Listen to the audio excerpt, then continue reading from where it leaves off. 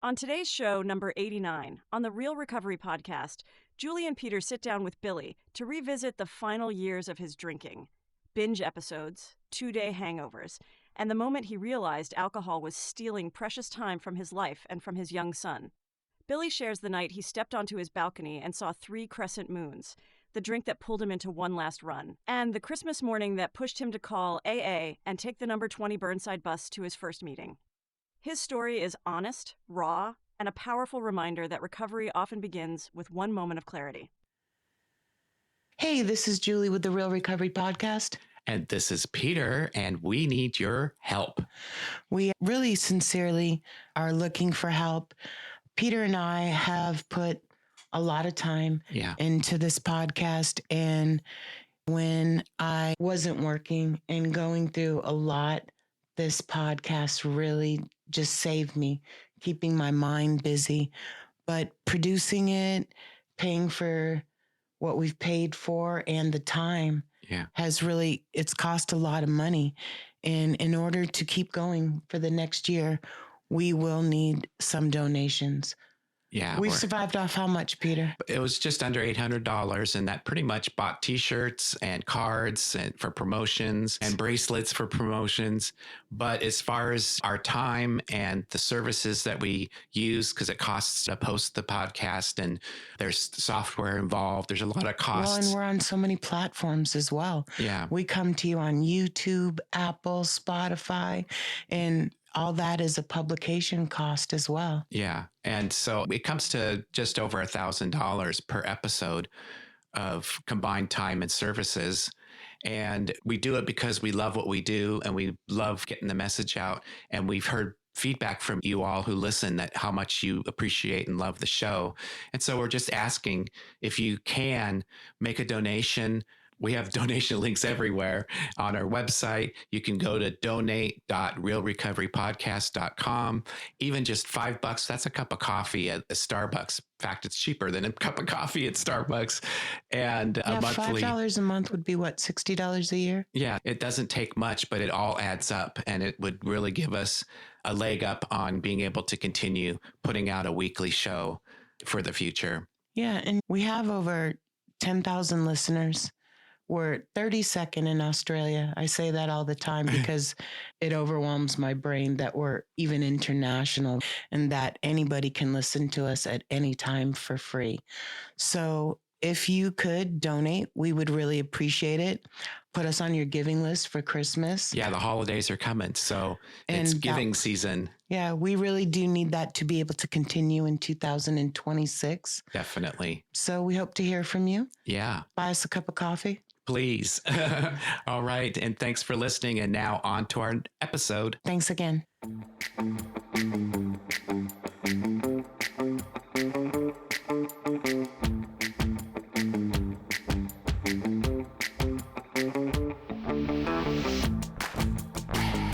Hello, and welcome to the Real Recovery Podcast. I'm Julie, your co-host. On this journey of healing and transformation, together with my co-host Peter, we dive into the heart of recovery, sharing stories that resonate with courage and inspiration. That's right, Julie. Each episode is a new chapter in this vast narrative of recovery, and we're honored to bring them to you. But keep in mind the perspectives you'll hear are for informational purposes only and may not reflect the views of the podcast or our partners.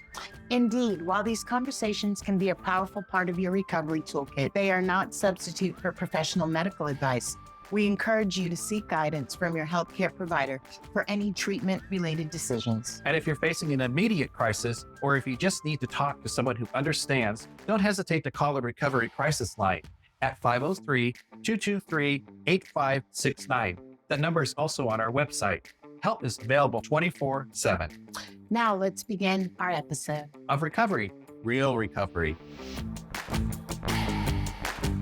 This is Julie from the Real Recovery Podcast. And this is Peter, and we have a very special guest in the house. We do. Welcome, I'm Billy. excited. Hi. Nice to be here. It's good to have you here. It really is. This is awesome. And I was telling him on the way, he's, is there a wrong or right? And I said, no.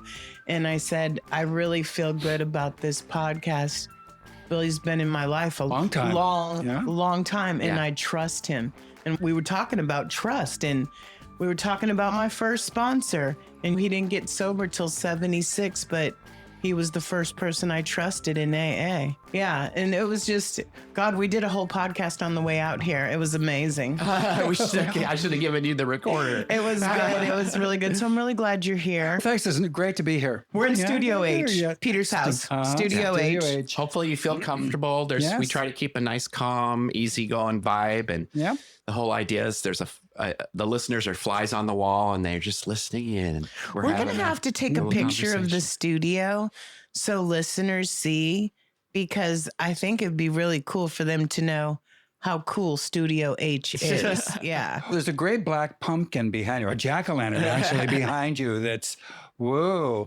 Let me tell you. She got a big old smile on her. Wait, do you see that's not normal decor. Let me just put that out there. Yeah, Halloween was yesterday. Happy day after Halloween, November. The Christmas tree, when it goes up, is one of the best ones it'll go ever. Right there in the corner. I'd rather take pictures on Peter's Christmas tree than mine. Yeah. That's thanks to Justin. He's a decorator. But anyways, enough about Studio H. That's not why we're here. We're here for you. And like I was telling earlier, you have first of all, a great life.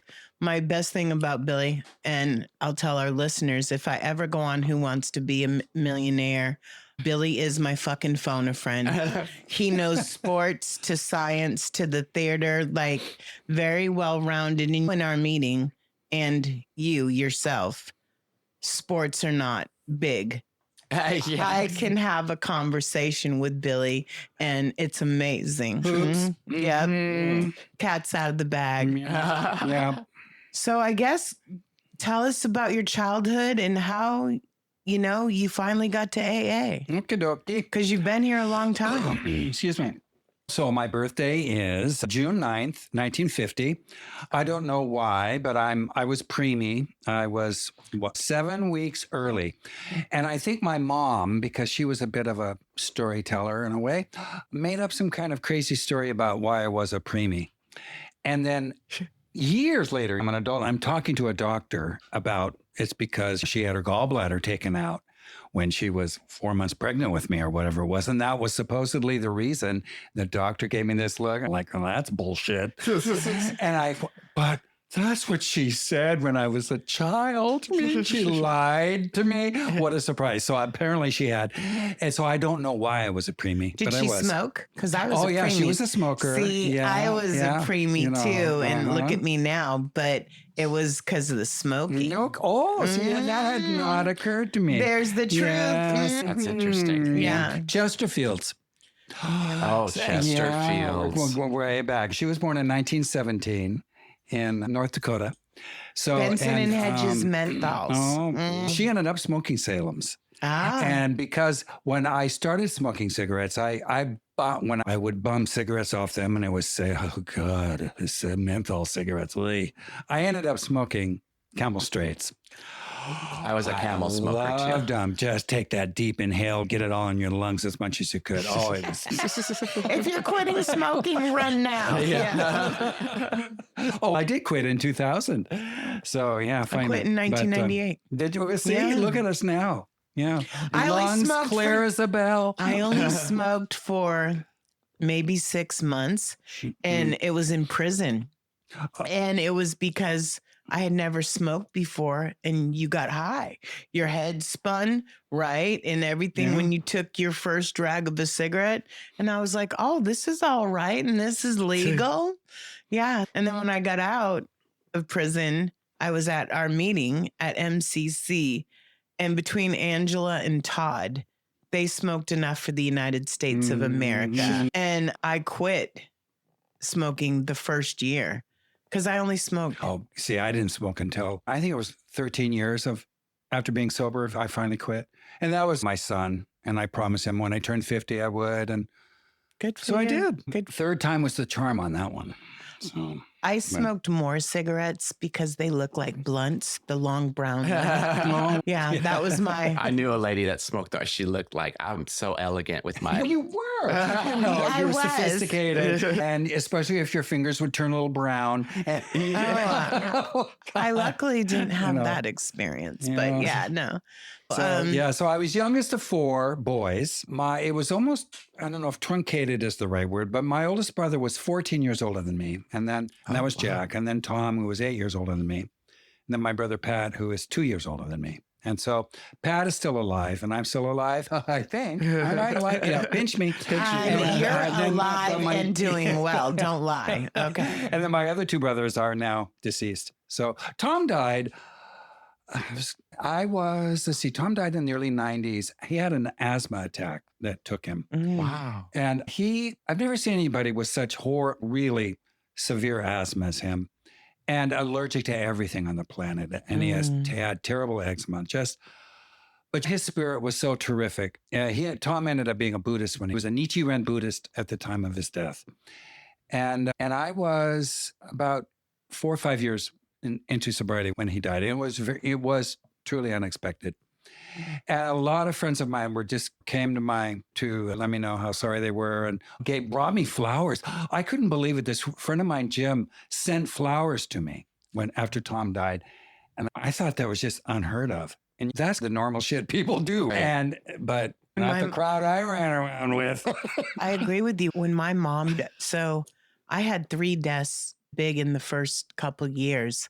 My best friend, and she went to MCC because I had this thing about, if you want to see me, I'll meet you at the meeting, because I wasn't going to hang out with you. And she was the last person I got high with because she really was my kick it buddy. But when she passed, she overdosed. My sponsor sent me flowers. And when my mother died, he showed up at the funeral with flowers. And I was like, thank you for the support. Yeah. And it taught me, because I have cousins who live in the Midwest, and I don't see them very often. But my oldest cousin in that family, she died of alcoholism, and it was a horrible death.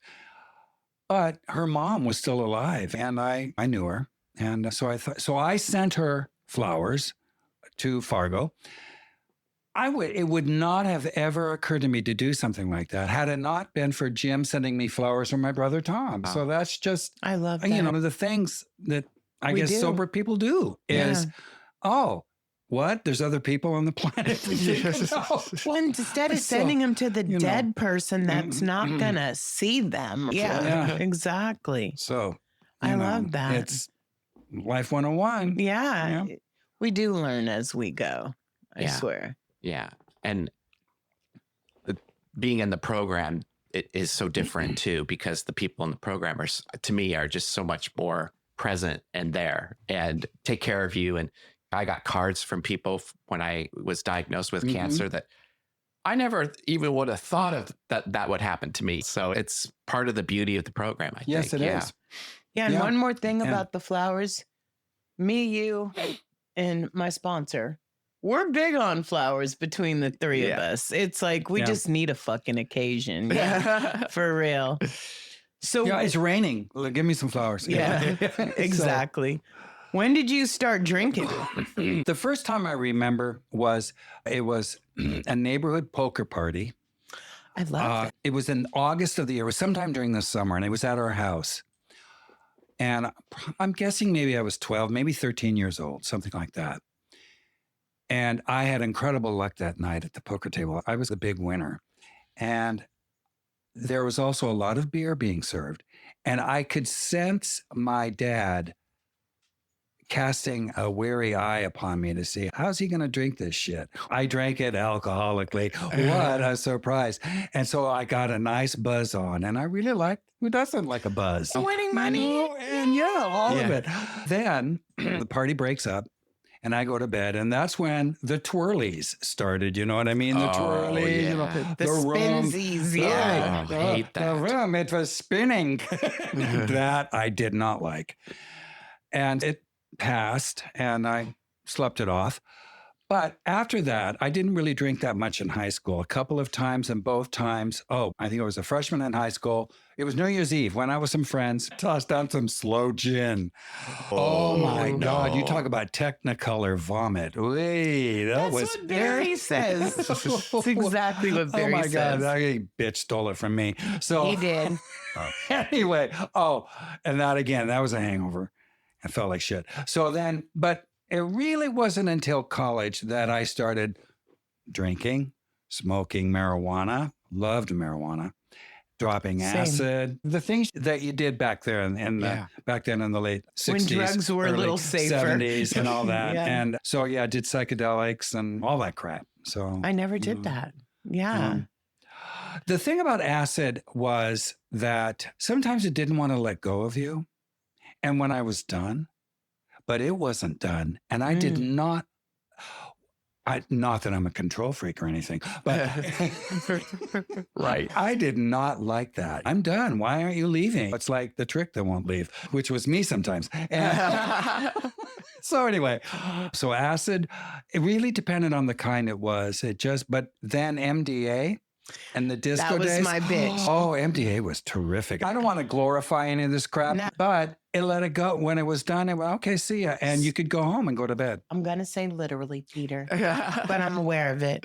Literally, I went to the city nightclub and on Friday night, I would get some MDA and a little baggie of weed. And I would dance all fucking weekend. And I would have no problems going back to school on Monday. Like you said, it was over. It was good. It wasn't until, and I didn't know the difference. This is how fucking blonde and dumb I am. But I didn't know the difference between meth and MDA. They're both a white powder. And the first time I did MDA, meth, was because the MDA dealer got busted in Seattle. So our guy couldn't get any. And I just thought it was the same. And yes, I danced all night, but by Wednesday, I'm tired and you need more to get untired.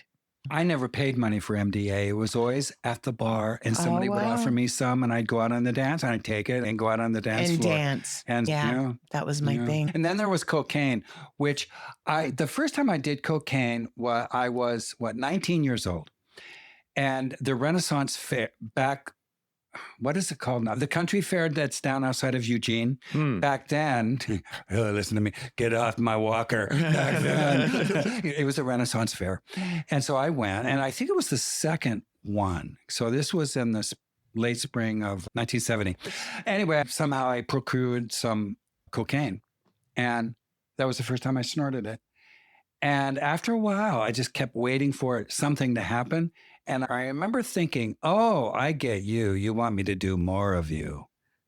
Fuck that. That's why it's the expensive drug, because you got to keep doing it. I only did, after that, I only did it if it was around. If people had it, I did it. I did my line, but I got into your line a little bit too. Because so we are, isn't it?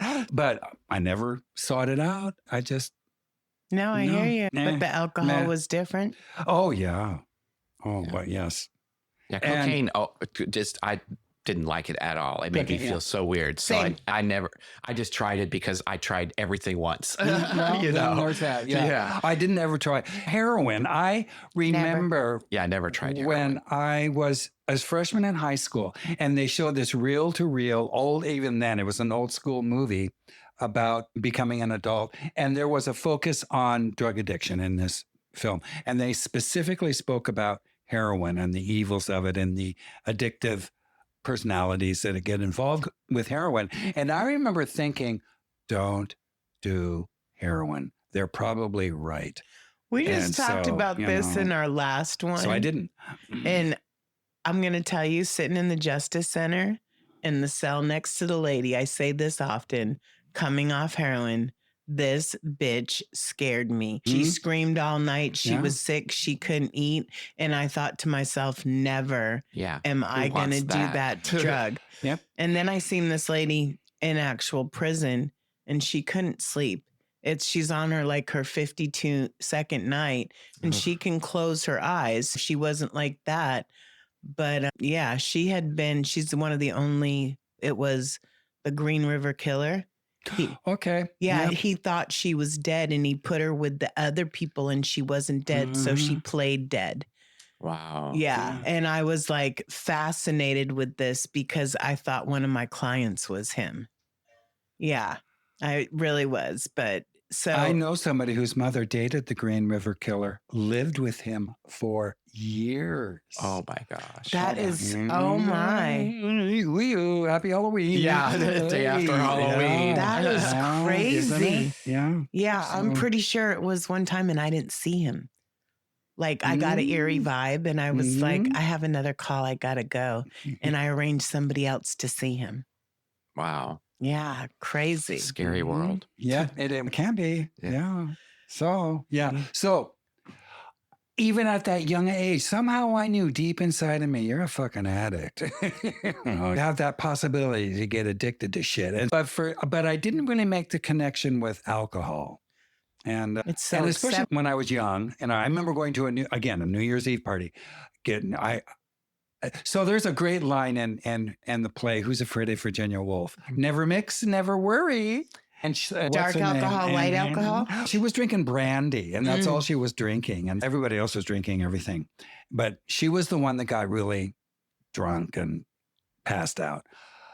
And I went to this party, and I drank everything and partied. It was fun. Next day, I woke up, I felt fine. What was I, 19, 20 years old? Of course I did. I was young. That subtle foe that alcohol is after years and years, not necessarily drinking like that, because I was a periodic drinker. I didn't drink every day, but it's also a family disease in my case. And the last few years of my drinking, when I would drink, it was all bets off. It was So a binge drinker. To get drunk. Yeah, that's how I was. You know. That's my daughter as well. She never drank every day, but when she drank, she would drink more than she set out to and do things that she wouldn't suspect that she would do. Yeah. And then there was the hangovers. They were really taking up 2 days. 2-day hangovers were becoming a thing. And so that helped me come to my senses as far as my drinking alcohol was concerned, because I'm losing that time where I could be doing something else. And then my son, I have a son, and he was 4 years old. You already know. That's our story. Family disease. I'm drinking like them. I'm putting him through what I grew up around. So I quit for Joey in December 23rd, 1986 is my sobriety date. Now, the summer before that, in 1985, that was my first 2-day hangover. I had a boyfriend at the time. His name was Frank. We went to a summer party. Again, beer. This one was beer. And boy, I drank so much beer. I no longer had blood in my body. It was all beer. Wow. Yeah. And that night, I still remember, I lived in a sort of railroad car style apartment with a balcony. And I remember stepping out onto the balcony that night, and there was a crescent moon out, only there were 3 of them. Oh, wow. I was like, oh, this is so cool. Frank, come and look at this. I'm amazed he didn't push me off the balcony, but he didn't. So out on the balcony, Frank, and then I had my first 2-day hangover. And I had plans to take Joey for a hike with some friends, and I had to cancel all this shit. And so I thought I was 35 years old at the time. And I guess I should quit drinking. So I did. I quit drinking, but I continued to smoke marijuana. Loved marijuana. Loved it. And so I quit drinking so this was when? Late June. And then at the end of the summer, I had some friends who I had to take to the airport. And I get to their house. John goes, would you? And I remember the drink that he offered me.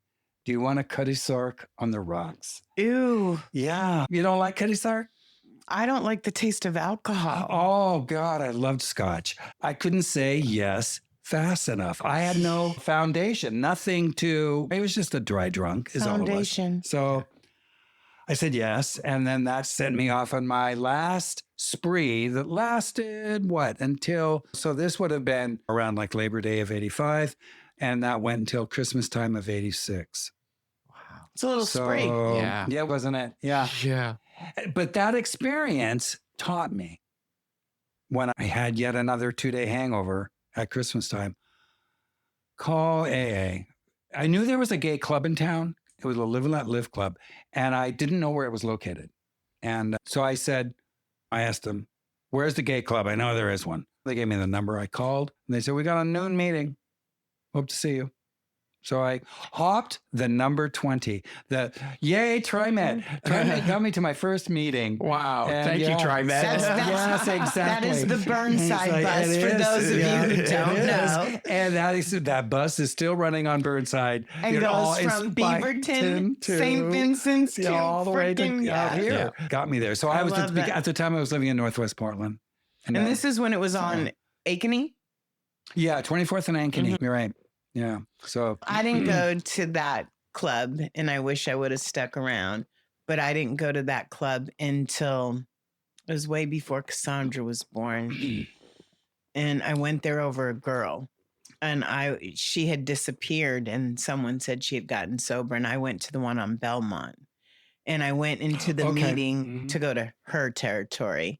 And she was so pissed that I was there, like that I invaded her meeting space. And she was like, don't come here unless you're serious about not using. And then I thought about it and I wasn't serious. But she looked so good that I was amazed at how good she looked. When people come in, they look so rough. And then the 30-day look, the 90-day look. Well, back then there was a meeting called Get a Grip. Oh my God. And this guy by the name of Reggie started the meeting. It was in Northwest Portland. And it was in the Topanga Apartments right on Burnside. Was Reggie black? No. Okay. No, he wasn't. And so I started going to that meeting. And I think I was 4 or 5 months in. And I show up and he looked at me and he goes, hey, you're looking good now. Everything's cleared up. And I'm like, oh, thanks. Thank you. Yeah. But yeah, you're right. The changes the body will go through early on in sobriety. Yeah. The transformation. And I'm really excited about this one guy. We met him at Another Chance, not Jonah, but this guy just got and I won't say his name, I'll keep his anonymity, but he just got his teeth out and he's getting new teeth. And I know this is going to take the street meth look off of you. I think that his career, he might get one. And I'm actually excited for this transformation. Right. Because I believe a smile is a very important thing. Important. I once actually, when I chaired a meeting, I remember I was somewhere within my first 5 years, I made that the topic. Alcoholic teeth. Meth teeth are worse. Fentanyl teeth, I think, are even worse, and heroin teeth. But I am excited for this person's transformation because they got on my fucking nerves when they were getting sober. For me, that was one of my rules, was to always look presentable, basically hide. Same. And I could feel like the worst shit inside, but I did the blow dry, made myself. And yet I look back at pictures and it's like, you didn't look good at all. Oh. Being an escort, I had to fake and bake. I got my nails done sometimes 3 times a week. The tan hid the flush. So I did the tanning too. What we do to exactly. But sometimes so earlier this week, I got a pedicure and it's really Billy. Not about vanity anymore. I'm 75 years old. It's especially when it comes to your feet and your toes, it can be a struggle to reach and all that crap you need to do down. Not only does it feel good, but it's hygiene. My sponsor's in love with his podiatrist. Yeah. And I have to tell you, I told you I had an appointment at 3, right? Getting all this great doctor news this week. They tested my feet. And let me tell you, my feet are doing well because every time they stuck the needle in, I fucking felt it. Okay. And I was like, why are you doing this? Right. And she's, we just have to test. It's good that you can feel it all. And I'm thinking, wait, same with you. I went today, not because it's sunny out, and I'm going today, not because it's sunny out, but I just want to take care of my feet. And I'll tell you the other thing about the look good. I thought, because a lot of people told me you look good when I did meth because I lost a lot of weight. So I never got sucked up, okay? And they would tell me, oh, you're looking good. You're looking good. I look at my skin during that time. Oh, yeah. And I'm 30 days sober, and I have the best complexion and no zits and no marks. And I think, oh my God, you're like a fucking cover girl. And that was never the case. I had to worry about which dope I did. How did it affect my face? No one wants to go out with scabs. Yeah. It's I did crazy. it just I was hiding that I'd been drinking all night long and had to go to work. Gum. Was there enough gum? And cologne. Yeah. And I remember my boss coming I worked in a studio and the control room is pretty small, little space. He walked in and he goes, boy, it smells like a brewery in here. And I was like, I'm like, oh, it must be my cologne. That's what you're smelling. There's no. Isn't it crazy the lengths that we go through to cover it up? Yeah. My mom did not know I ever got high one time. When I'm getting out of prison, that she says, why can't she come parole here?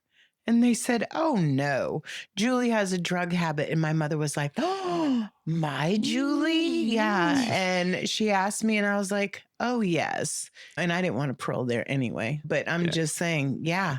The lies we tell ourselves. And how we hide it. I made sure when I went to see her, I was flawless. I'm curious with your binge drinking, right? Did you have blackouts? I don't remember having. I think because you were blacked out. No, just kidding. Yeah, bada bing. So brownouts maybe. But I tended to remember pretty much everything. There might be a detail or two of theirs, but I did not lose days or something in my memory. One of my favorite stories about all of that is I was at a dinner party. It's certainly more than 20 years of sobriety with people who also did. And this neighbor showed up and this guy joined us for dessert. And then we got to talking about our bottoms, how we bottomed out. And he told the story of how his bottom was, he came to from a blackout in the middle of a bank robbery. Oh my. Armed bank robbery. And he's like, wow.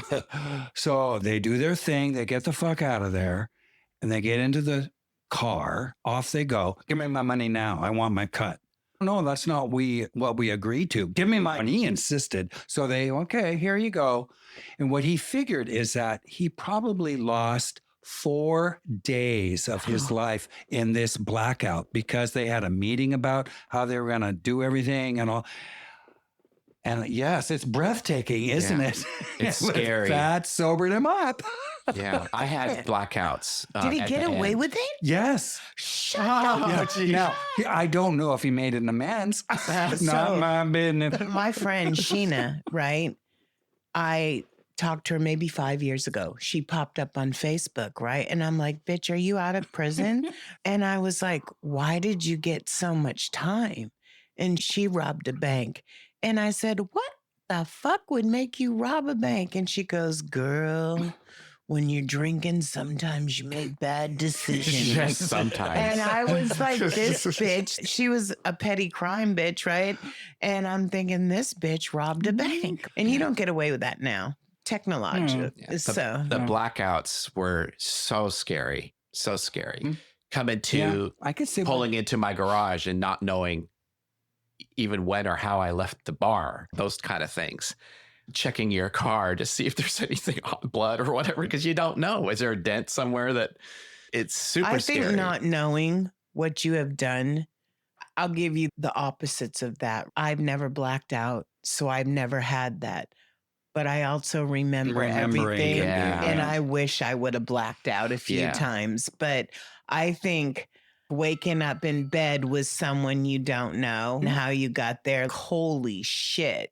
Yeah, I would be like, oh my God, and run out. The escort service is worse. Yeah. Because I do remember, and I got high every single escort call I did. That was my courage. You couldn't have got me to go on an escort call unless I was high. But sadly, I do remember. Yeah, there's good and bad to everything. Yeah. But that would have made me crazy. Not remember a 2-day hangover, big deal. That was finally enough to get me in that. But how people can live with their blackouts for as long as people do, that's a mystery to me. I think maybe if I was a blackout drinker, it could be I'm blowing smoke up my ass, but where else can I blow it? That maybe I would have gotten in sooner, but I got in when I was supposed to. And we tell people that all the time. Your bottom is not necessarily my bottom or your bottom. And it's good that you didn't go to prison and that you stuck around. And you said you did it for your son. I did at first. That I understand. I did. And is he sober? Yes, I believe so. I think he had a bit of an issue with beer, and I don't think he was much of a liquor drinker. I loved booze, and wine. So, but he doesn't drink now, and he's 43, lives far away. Oh, I miss him a lot. Yeah. We were the same. We're not the same age, but we were the same age. Our kids were the same age when we got sober. And I stopped using when I was pregnant for her. And I had a good chunk of time and then wanted more money. But my daughter, just like your son, has never had to see me use, which he doesn't remember it, but I do. Neither does she. I remember again, here, New Year's Eve New Year's time seems to be a theme. But I had gone out. So Joey was how old? I think he was, it must have been my last one getting drunk. So anyway, I'd gone out and I fell into a bed with him and he literally pushed me away. Man, he wanted nothing to do with me. And my little alcoholic feelings, of course, were hurt and all this crap. But I had forgotten about that until that incident. Years later in a meeting, must have been something somebody said. It popped into my head. I don't remember when. And I know that he doesn't ever remember me drinking. He doesn't remember that, but I do. And once I got past the momentary shame of that memory, I went, well, that's who you were then. Yeah. And fortunately, he doesn't remember my dysfunctional behavior as a drunk. Now, he probably remembers my dysfunctional behavior as a sober dad. That's another story. Yeah. So my daughter doesn't I explained to her I went to prison and she doesn't remember that time because she was only 2 when I was in prison. And she doesn't remember it all. And I apologize. And she's, I don't remember. And I'm grateful for that. Explaining it is shitty enough. But I think as a parent, being there and doing the right thing is the best example you can do for any of our listeners that are out there. You can do it. We were talking about my sponsor again on the way over here. He got sober at 76 and met his son at 77. Wow. You can do it. Yeah. You know what I'm saying? Yeah. And do you think, and I'm just curious, my daughter grew up at MCC. Okay. Yeah. On Sundays, I'd bring her coloring book, threaten her life, and tell her if she acted up, she wouldn't get her hot. For those who don't know, that's the church where the meeting was held originally. The Hot Mama, that Asian store across the street, had these pickled hot dogs, these fiery red ones. They're called Hot Mamas. And they make your breath stink. And she wanted one of those. And I'd be like, if you act up, there will be no Hot Mama. And as soon as we left the meeting, she'd be like, I'm ready for my Hot Mama. And take that out of context. Yeah, exactly. But do you think that your son was aware, because you being in AA and him growing up while you're in an AA, of that AA was a good spot? I think so, because the meeting I referred to earlier, Get a Grip, I ended up taking over that meeting. And the expression, she stayed too long at the fair. Well, and I did with that meeting. I hosted that meeting for, I think it was like 12 years or something. I love that. And so it was a meeting for gay men. And I did Fridays for it. It was on Monday nights. We were a little irreverent, and it was really quite fun. And it was a smoking meeting. Oh my God. In a studio apartment at the beginning. And then in much larger apartments after that. But Joey sometimes would be at the meeting. And so I'd send him down to a bedroom and let him hang out and do your homework. And I still remember there was one where he was a freshman in high school, and a friend of mine showed up who hadn't been at the meeting in quite a while, hadn't seen Joey. So Joey was by then pretty tall and was in the kitchen with his back to this guy. And this guy goes, "Hi, are you new here?" And Joey turned around and Joel goes, "Oh my God, what happened to you?" That's so funny. So Joey was aware of me being in AA, all my friends who were in AA and some have stayed, some have come and gone as the nature of the beast is.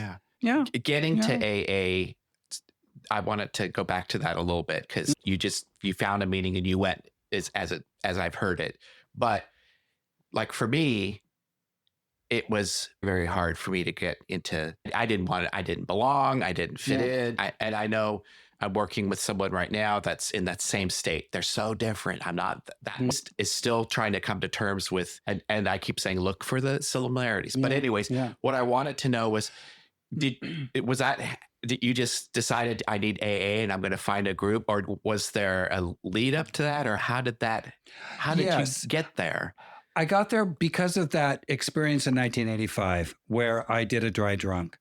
And then when I drank, I realized, I guess I need to call AA.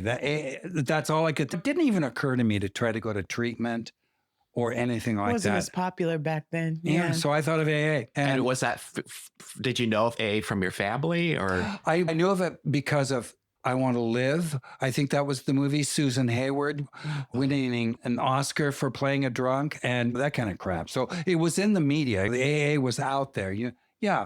So I knew about it through that.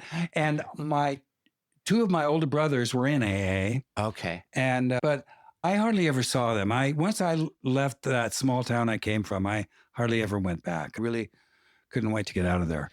And anyway, so I was aware of it. Okay. But I also, and so many other people, I was very concerned about the whole God aspect of it all. Me too. And that was the most difficult thing about staying in AA for me at first, was all of the God stuff. Yeah, me too. And now what I'm able to do is gauge if I'm upset by a third step meeting.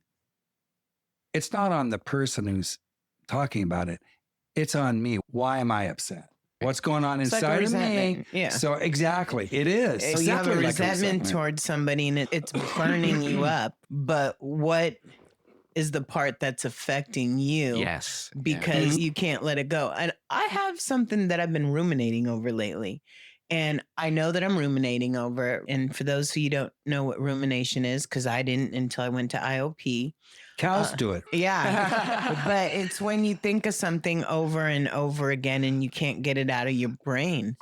And what is it that bothers you to think about that? And I think a lot of times with me, it's powerlessness, not having control over a situation and feeling out of control. That will give me a resentment. And I think that was the same way at that company we don't talk about. I felt powerless. I felt out of control, which leads to me being overwhelmed. Yeah. And guess what cures it?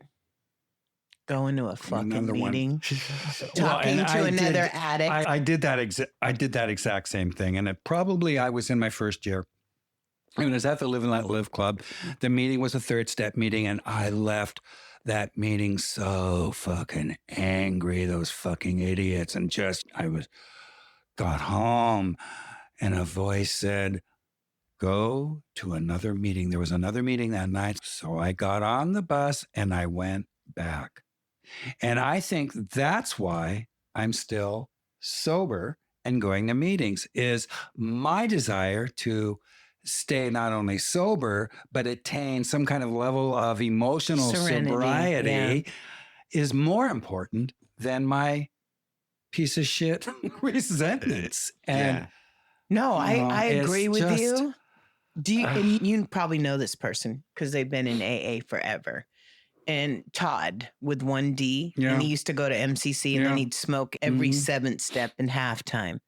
So maybe 4 or 5 months sober. And he's like, I don't have to worry about my problems. I just give it to God. I was like, fuck you. That must be nice. And I'm still on parole, right? I still got this big ass bitch that comes to my house, stands almost in between my legs, and I got to pee in a cup, right? And I'm like, oh, let me just give it to God. Yeah. And I was so resentful. I really was, like you. And it burned me up. A year and a half later, I get it. 5 years later, when I've turned it over because I'm a slow learner, I get it. And I also think if you're not in with the God thing, maybe it's just the development of your spirituality that grows in the program, more of your positive beliefs. Because staying and the negative too, the part of it too for me with all the God stuff is how many people then get political. And I'm gay, so I'm one of the target groups that they go after. And not me personally, the larger picture of all of the sexual minority folks that are in this state. And it happened twice early in my sobriety, where we had to get quite political to fight the votes off for them passing laws that were restrictive to gay rights. And who were trying to get these laws passed? Religious people. Yeah. So there's a resentment. And so It's what crazy. I had to do over the years is finally realize not all Christians are like that, obviously. I was deliberately stupid. Why? Because I was judgmental. That's why. Oh, So, I'm judgy too. yeah, And sometimes to this day. I can't get that gavel far enough up my ass. Yeah. It's just, No, but I'll know your whole story before you even tell it. You know what I'm saying? That's And me if I'm too. riding on the bus, I know what this one's doing and that one's doing. I'm in the dentist's office. Just the same. And I know he's screwing this bitch because she's asking what golf tournament he's playing in and will he be there alone. It's like Why casting would a you sequel to ask? Peyton Place. And it's crazy because I love it when I'm wrong. I do, because it teaches me, bitch, you don't have a clue sometimes. I had to reassociate the God with what became my spirituality, or reconcile it with my spirituality, so that, because it always sparked that religious and what I grew up with and what's going on in the world. But when I was able to finally swap it and make it my own, that's when making it your own. Made it easier for me to be a part of. And the only time I've cringed recently is when somebody who was a guest at our meeting said the Lord's Prayer at the end and I was like, ooh, I don't know if I want to be a part of that. That's funny, because you know what I get fucked up on at the end of the meeting? We didn't have the fucking Wii version when I got sober. Yeah. So that's recent. So I messed that up on a good day. Okay. Because I'm so programmed with the other. The Lord's Prayer throws me off as well. But if you do something different than our meeting, like, how could you? It doesn't go this way. It's just like the timer thing. We didn't used to have a timer. The timer came along in COVID. Later. Yeah, because there were 60 people on this link and no one wanted to hear the same 4 people over and over again. So they started a timer. But Was I one of those 4? no, I actually know who the 4 are because I had another person complain about them every day. I was working. That's when I was working too much. But yeah, no, I think that's great.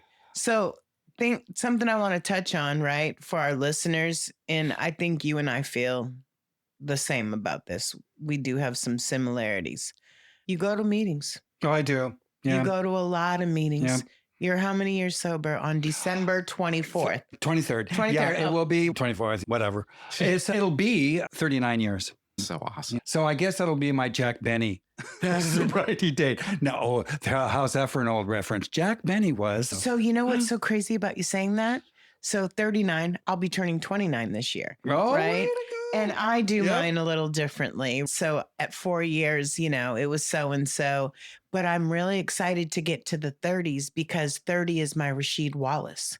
31 is my Reggie Miller. Okay, 33 is my Larry Bird. What is she talking about? Yeah. I have But so when you say Jack Benny, right, and you reference that, I was telling Colette, and I was like, when I get to, because 29 is Lenny Wilkins, and who cares, right? I'm just saying. But I am dying to get to 30, and hopefully I'm not dead, because I want a Rasheed Wallace blazer shirt. But not only that, you'll be triple X. Well, I hope in real life I'll be double X, but yeah. No, I never thought of that. That would be awesome. Oh my triple God. X. But that's what I associate it with now. How do you think, I know for me, okay, that a meeting calms my brain down. Okay. I get overwhelmed with work. You're talking to 47 customers in one day. Holy shit. But I can go to a meeting, listen to somebody else's bullshit. Yeah. And by the time I leave that meeting, I'm good to go. Like I am USA'd in most cases. How does that work for you? It worked yesterday. Exactly what you were talking about. I went to a meeting, and it's not that I was full of anxiety or anything. It's just that what I noticed was, let me think back now. How did this work out? I had, since it was Halloween. Oh, all right. I put on a no, it was the day before. I had put on a necklace that I had gotten 2 years ago on the Viking cruise ship. And I found myself in this sort of moment of self-pity. Oh, I wish it was 2 years ago. And then I was on this cruise, and again, to me, as an alcoholic, what's that about? Well, I've had a wonderful autumn. Just wonderful. Between the theater in New York all of the shit and going to that. Yeah. The fuck is this? What the fuck? Okay, good. I recognize it. I went to that meeting, and as people, and especially the chairperson, said something that made me zero in on, oh, that's what it is. That's why I'm feeling that sort of less than, that kind of, oh, it was so good back then, that sick sort of nostalgia that I know I can feed. And that's what I left the meeting with is, this is why I keep going, is left to my own thinking. It's going to get wacky. Yeah. It's going to get wrong and all of that. So that people in AA serve my thinking much more. And we never think that they do, but they do. Actually, it'll be that crazy bitch, no offense, but it'll be that one that'll say something, right, that's so raw. And I'll be grateful I'm not in that position. And it's from a place where I can relate. And I'm so grateful I'm not there anymore. And I have tons of problems, but they're not the same problems as they used to be. And I'll keep mine. Does that make sense? Yes. And I have a friend who likes to say, I wish I was a fish. Because sometimes, and I still do this, I'll walk around a neighborhood and, oh, that's a nice house. I wish I lived there. Oh, look at that. Look at that fabulous, whatever it is. Wish I had that. And I know that as alcoholic man, I sometimes think that objects will fulfill me when everything is so ephemeral. Nothing fucking lasts. And I've been through accept that it. too. I think we all have. And I think for a while I was going to be successful. Wasn't going to be that bitch that went to prison. I'm going to be the bitch that runs the company. And I think it doesn't matter how successful you are, how much money you have. It's really how you live your life. I think that really will be the most successful. And I know for me that works compared to, we always talk about the mask. Peter and I both had the corporate mask pretty well. I have to tell you, I'm so happier not being the most successful person. It's hard to be the most successful person and to stay there. Success to me, exactly. I was going to say, and then now how do we define success? And I think we all are agreed. It's all this consumerism. It's all of the external stuff. When I remember when I was young, when I had read D.H. Lawrence's novel, Women in Love, and one of the main characters in it was saying, basically what he said was, I only want enough to get by, a nice little house and that's it. I don't need your stuff. I just want enough to get by. I just want to be able to pay bills every month. That's how I am now. And worry, and I'm good. The last year's been challenging, and I'm stronger for it. I'm better off mentally for it. But I know that money, it doesn't buy you love, and it doesn't buy you happiness. It might give you some glory for a car. Yeah, exactly. Yeah. It's crazy. That's worded all my Chicago high-rise concierge, blah, blah, blah, blah. Yeah, I love those. Worded that. I know, but how happy was I there? Yeah. Man, were you? Yeah. Yeah. Exactly. Where did it lead me? To my bottom is where it led me. It's same. The richest I've ever been, $250,000 in the bank, trusted absolutely no one in my life, wouldn't date you because I didn't want you to date me for money. Didn't trust you with my money. Didn't have you over my house because you weren't going to be able to testify on me. What a lonely position to be in. It truly was. I was happier in boot camp. Didn't have no money. I'm sitting there working out, getting skinny for free on the prison system, not drugs. It's crazy. It's really crazy, the difference. Yeah. I remember I was once at a sort of a reunion party for a school I used to work at. And one of the teachers had just gotten back from Mexico, and she had never been there before. And she just went on and on. She could not understand how all these poor people, they were so happy. How could they be so happy when they were so poor? And I just looked at her and went, well, why do you think they were? Yeah. They're still having good food, and they have family and love. And just... We missed the point. I was gobsmacked at the question. I just watched last night, actually. Eugene Levy has a Traveling the World series. Oh, does he? Okay. That's on now. And his first episode was Finland. And why are people so happy in Finland? And the people that were the most happiest, they lived in their little house. They had their simple life. They hunted for their food. They got together regularly for communal. It was like, they don't have all this consumer shit that's weighing you down with bills and everything. No wonder they're so happy. You know what, too? I always say this, and I'll own it. When I was off work, right? I wanted to buy people at especially Another Chance that didn't have, I knew they weren't going to have any Christmas presents, right? And so I'd buy them a little something when really I should have been keeping my money in the bank to be able to pay my bills. But my arrogance thought that I would get a job like this because who wouldn't want me, right? I'm a catch, baby, and whatnot. But we decided first we were going to pick for Christmas, right? One person and buy a gift. And then my sponsor said, why do we even need gifts at all? And we don't. I'm so happy. Just if my sponsor makes cornbread stuffing, I am happy. Okay. Fat girl is happy. And spend time together. Exactly. Yeah, and I said to Peter, your house has always been my comfort zone. This is the first time I ever felt like I had family was at Peter's house on Father's Day a couple of years ago. It's when we decided we were going to do the podcast and crazy shit, but it's not about the presents. It's about, oh my God, Peter's better. I am working again. I'm not mental.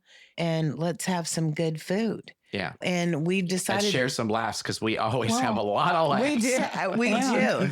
We are not a glum lot, as its saying goes. And what is that? One of the expressions is it's a disease of isolation. And so look what we're talking about now, community, and how some of the institutionalized communities that used to be around aren't as much as they used to be. So there is like all of the NA, AA, CMA organizations in which community is an essential Milano Club part of it. They're open 24 hours during the holidays, and I'm Facebook friends with this group of what's it called, gay men over 900 years old or whatever it is, and oftentimes it comes up where these gentlemen are, I'm lonely, I don't have community, and they don't know how to find community. And I'm so tempted to just say, go to a fucking AA meeting, bitch. Exactly, no. But people don't realize that. I agree with you. You never have to be alone again. Yeah. And the most alone I felt since I've been sober was working in a big company, having a lot of employees, seeing people every day, but not being at my meeting. There's only 1 year I wasn't at my meeting. And I was there, but I wasn't there. You know what I'm saying? I was there on a holiday or a one-off, not a couple times a week. So my words of advice are, and you say this often, Peter, find a meeting that you like. Yeah. It might not be our meeting, and our meeting has grown.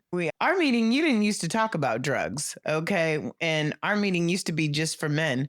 We accept everyone. Yep. We don't care who you are and what you've been doing, okay? Just come and we'll love you, like Doug says, until you can love yourself. Yeah. Yeah, that was so important to me to find that the meeting that I'm at now. And again, working with some other people, that's what I keep telling. Just keep going to a different, there's how many, find your right fit. How many Find different meetings are there? If you go to that AA Oregon or the AA's Washington site, there's a list a mile long. Oh, there is. And if you're scared to walk in a room, go online. Well, that's real. I remember when the first time I went to Rose City, and at that time it was located in a room somewhere on the campus at Good Samaritan. And I was walking toward it, and then so I turned around and went home. It took me, I think, 2 times trying to just get my ass in the door. And I finally got over myself, and I did go. And now it's one of my favorite meetings. Yeah. But same thing. It can be real for somebody to feel that intense shyness. I did my first sponsor. I drove by so many times before I pulled in the parking lot. My first sponsor used to take the bus to the MCC church on Broadway. Yeah. And he told himself if the light was green, he would go to the meeting. Yeah. He went 5 times and the light was red. And on the 6th time it turned green and he was like, fuck, I have to cross the street. And he crossed the street and went to the meeting, but it took 6 times. Yeah. It's insane what we tell ourselves. Yeah, isn't it? Yeah. Yeah. And I remember when I finally went in the first meeting, I was like the smallest little thing I could be in the back row. And these 3 ladies were sitting in front of me and they turn around and they go, "What are you doing back there? You think you're going to hide from us back there?" And I got called on right away. They made me feel so good, welcome and appreciated. Hey, that's what it's all about. And it is. That might have not have been your meeting, Peter, but they loved you. Oh yeah. And I still have I talk down about it. It's just because I didn't fit. It's nothing wrong with the meeting. The meeting's a fantastic meeting and I have great friends from that meeting to this day. And you know what? They started to be the beginning of your foundation. Oh, yeah. This word comes up a lot and I'm so grateful what my foundation is. I know what it is. And I actually know. And we're not talking makeup. I know. As you can see, my face is a little red and I don't have any foundation on, bitch. Okay. But no, my foundation is so solid no matter what I go through because. Yeah. Yeah. No matter what anybody goes through, is drinking going to improve that? No. In fact, I have a fear. I have quite the fear of. Because I have dreams. I have those alcoholic dreams. Mm-hmm. Oh my God, I hate those dreams. When was the last one you had? Oh geez, I think it was last week. Okay. Yeah, I still get them where I'm trying to sneak and people keep coming into the room and I'm like trying to figure out where to hide. Oh, it's just horrible stuff. I think also just going through all that medication, babe. Part of it is because going through the cancer treatment and more of how I felt during those treatments and then coming off of the drugs that I was on for those treatments has reminded me so much of what I felt and what I went through when I got sober after having the DTs and being so hungover that all I could do was sit and watch, just stare at the TV. I didn't even know what I was watching for days. It was terrible to think about what I did. And this kind of reminded me of that. So I think that's his brought to the surface those dreams. And it's scaring you probably because you don't want to go back. I don't ever want to go back. And so when I feel like that, it's no. And plus I'm not having any of the fun I had when I was drinking. Well, I think fairly recently I had a sort of using dream, but I don't remember it. But there was one that I had. And I was double digits sober. And I remember thinking at one time, Billy, you really won't be truly sober until you have a dream like that and you turn the drink or the drug down. Interesting. So I have this dream and I'm at a party and somebody offers me probably a joint and a drink or something. And I'm like, oh, I don't know. And this really loud voice just yelled at me, "It's a dream, numbnuts. Get as fucked up as you want." And I woke up laughing. And what I realized was that subconsciously, yeah, I probably wish I could maybe get fucked up again, but I don't lead a subconscious life. Yeah. I live in the conscious world, and I don't have a desire to drink. So, I mean, that's I'm the best I can do with that. And I think I'm scared to my core. Yeah. Because even in my dreams, I'm like, no, I can't do that or whatever. And fentanyl, it's a crisis, right? oh, I can't. But I was an IV drug user. I am so scared that I just can't do that. And it's a healthy fear. And it's just like losing my freedom. Yeah. Yeah. A bitch wants to get a pedicure. Okay. And they're not giving them in prison. I'm just not even in jail. Okay. Yeah. It's a healthy fear. Yeah. I'm so grateful you came here today. I'm glad you asked. Is there anything that you want to, we always ask at the end, Peter, how do you say it? Peter says it better. Well, I say words of wisdom, but the whole share or story, if you will, is words of wisdom to anyone listening. So it's almost a redundant question, but I'd like to give the opportunity for you just to. I don't know if I do. It's that, and I've already said it earlier, but essentially, I guess it's that I'll talk about the very first meeting I went to. I was not welcomed at that meeting, and I was ignored. And that kind of surprised me. I remember thinking, isn't somebody supposed to come up and offer their hand and give me $1 or some shit, you know what? But so I left, only perplexed. And now when I think back to that very first meeting and that experience, and then that other meeting I talked about earlier, how I'll go back. I think it's important to realize that any resentment I have is temporary, but this is long-term. Oh, and if I want it to be long-term, then I need to find a way to realize that my resentments, when unchecked, can lead to such a discontented feeling of ego, just my ego taking over. Right. That would then inevitably lead me to, I might as well, I might as well get fucked up. That resentments are temporary. That's like saying, and outlast it. Yeah, So, I agree. And that's like saying, you said I was a cheater, I might as well cheat. If you're not a cheater, don't be a fucking cheater. But I agree with you. And when I think of you, I think of the corny phrase, and I love it, meeting makers make it. And I think going to meetings, if you stay long enough, can cure most things. I do too. Or you'll understand them better. And I think also by attending meetings, you also get out of yourself, but also if you can listen to people, you hear that similarity in there. Yeah. And how do we put it? Principles before personalities. Set the personality aside that can annoy you and listen to the principle. Yeah. That's behind it. Yeah. Because then you do want to go back. Yeah. And I do want to go to meetings. That's the other part of it. Me too. I like Me going, too. and I want to. It's not, I'm not having to go because of a judge or any of that. It's the best thing because that's how I started. And I have to tell you, when it's your choice, at first it was getting the slip signed, but when I chose to stay was probably the biggest turnaround because I was scared and I didn't want to go back. And so I just chose to stay. And when you're off parole and then you can do whatever the fuck you want now and you choose to stay.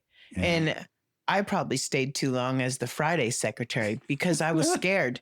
I think it was almost 4 years. And then Pat O.D. took it for 20. And then Misty took it for 9 years, right? Yeah. And I always tell people when they get the Friday meeting, I always tell them, you're fucking lucky. This meeting is special. And I feel that way about Sunday meetings now too, because I can't go to the goddamn Friday meeting. Yeah.